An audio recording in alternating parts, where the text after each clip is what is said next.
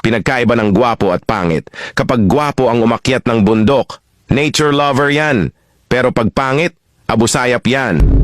Kapag gwapo na payat, chick boy ang tawag. Pero kapag pangit na payat, adik yan.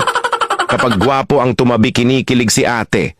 Pero pag pangit ang tumabi, nagagalit, ayaw magpatabi, nag-iinarte si ate.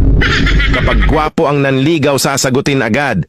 Pero kapag pangit, sorry, study first ako.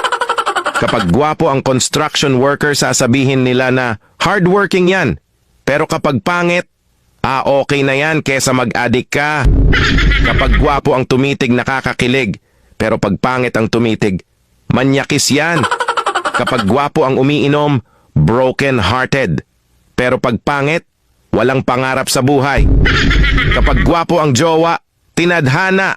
Pero pag pangit, ginayuma yan. Kapag gwapo ang nanglimos, sasabihin, OMG, tulungan natin si kuya. Pero pag pangit ng limos, wag nyo bigyan yan, baka ibili ng rugby.